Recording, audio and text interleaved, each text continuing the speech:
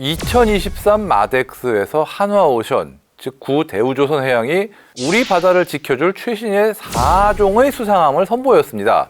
그 중에서도 특히 존재감을 과시하며 사람들의 이목을 끈 교보제가 있었으니 바로 뜨거운 감자로 떠오른 합동화력함의 모형인데요. 세계 그 어느 나라에서도 볼 수 없는 미지의 영역에 도전하는 전투함이 될지도 모를 합동화력함. 사실 합동화력함에 대한 검토는 이미 지난 2017년부터 시작됐습니다만 여전히 확정된 상황은 아니죠. 하지만 모형까지 나올 정도라면 이 합동화력함에 관련된 연구가 꽤 진전된 게 아닐까 짐작은 해보는데요. 떠다니는 미사일 기지, 움직이는 탄약고, 해상의 무기고까지 별명만큼은 정말 많은 별명 부자인 합동화력함. 그것이 알고 싶다. 그 전에 구독과 좋아요, 알림 설정은 리얼웨폰 제작진에게 아주 큰 힘이 됩니다.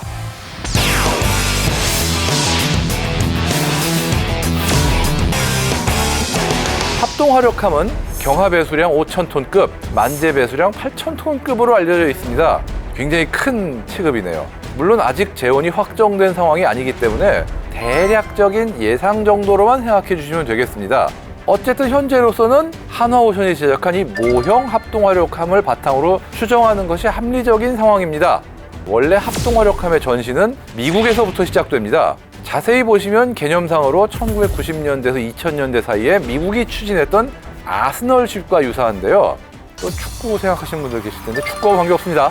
통합화력함의 영어식 명칭이 아스널쉽, 즉 무기고 함정이라는 뜻이죠. 아스널쉽은 많게는 무려 500기의 엄청나네. 500기의 수직 발사관이 탑재됐기 때문에 그야말로 미사일로 도배된 배가 될 뻔했습니다. 1996년 미 해군은 상륙작전에 투입된 해병대에 대한 화력 지원책 중 하나로 바로 이 아스널쉽의 건조안을 고민하고 개념 설계에 나섰는데요. 말씀드린 것처럼 수직 발사관 500기를 넣으려면 뭐가 들어가죠? 돈, 머니, 그게 많이 필요하게 된 건데요. 당시 예상된 척당 건조비는 4억 5천만 달러, 한화로는 약 5,890억 원에 달했습니다. 그래도 천조국 미국인데 효과만 좋다면야 했는데 문제가 있어요. 자체 방어력의 아무래도 부족한 탓에 러시아나 중국의 해양 감시 위성 또는 해상 초계기 등에 의해 쉽게 무력화될 수 있어 미국조차도 개발은 결국 포기했습니다. 그 대신 이전 시간에 다뤘던 오하이오급 전략핵 잠수함 중 4척을 SSGN으로 개조하는데 그 돈들을 투입한 거죠. 그렇다면 우리나라에서 합동화력함을 운영하려는 이유는 뭘까요? 아무래도 동시 다목표 공격 능력과 생존성 극대화 때문이 아닐까 싶은데요.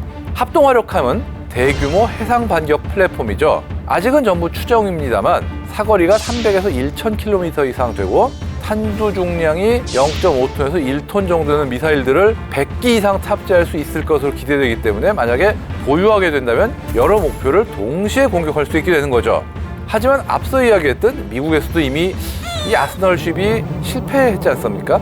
미사일 탑재에 주력하다 보니까 방어 장비와 탐지 장비를 설치할 수 있는 여유 공간이 부족하고 여기에 방어 장비와 센서까지 장착하면 가격이 천정부지로 치솟으니 합동화력함을 둘러싼 비판의 여론도 아직 만만치 않은데요. 이런 점은 어느 정도 군 당국에서도 수용하고 귀를 기울여야 되지 않을까 이런 생각이 듭니다. 그러면 합동화력함이 어떤 역할을 수행할 수 있을까요? 예, 합동화력함은 미사일, 특히 수상미사일과 탄도미사일 발사 플랫폼을 확보하기 위한 목적입니다. 우리나라의 도로나 면적 상황을 감안하면 지상용의 이동식 탄도미사일 발사대 TEL이나 고정식 발사기지의 수량이 제한적이기도 하고 발사 지점을 확보할 수 있는 것이 종종 어려울 수 있다라고 주장하는 사람들도 있는데요.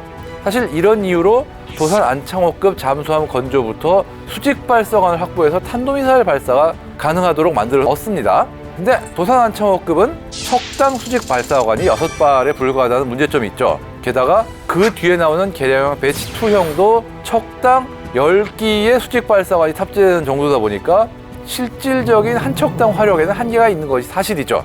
물론 이게 모든 이유는 아니겠지만 이를 포함해 여러 가지 이유가 더해지면서 합동화력감이 추가로 거론이 되게 된 셈이죠. 현재 한화에서 발표한 모형은 KDDX용의 통합 마스트와 함대호 미사일을 장착할 수 있는 한국형 수직 발사관 1형, 즉 KVLS-1 48셀, 그리고 CIWS-2가 두 문이 탑재된 모습인데요. KDDX와 유사한 방공 능력을 갖춰서 필요하다면 구축함처럼 운용하는 것도 어느 정도는 가능해 보입니다.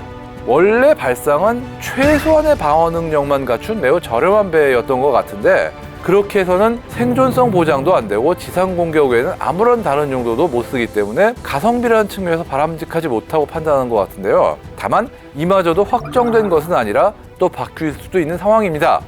일단 모형만 보면 일반 구축함과 달리 함포는 없는 게 특징인데 아무래도 함포까지 필요한 임무는 합동 화력함에서 수행하지 않기 때문에 큰 문제는 없어 보입니다.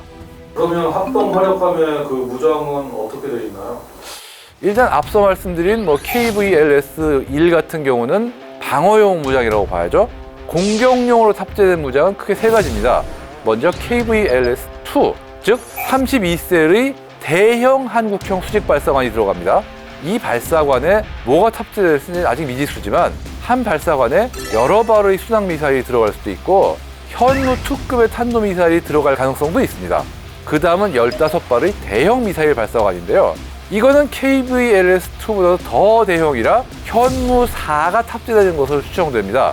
여기에 한미의 헬기 갑판 바로 앞에는 4발의 더욱 거대한 발사관이 있는데 워낙 크다 보니까 늘 수직으로 세워진 상태인 다른 발사관들과 달리 누워있다가 쏠 때만 세우는 기립형입니다.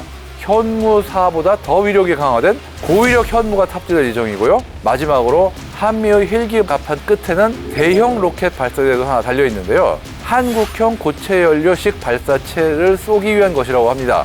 즉 필요하면 소형 정찰 위성 등을 긴급하게 발사할 수 있다 이런 뜻이기도 한데요.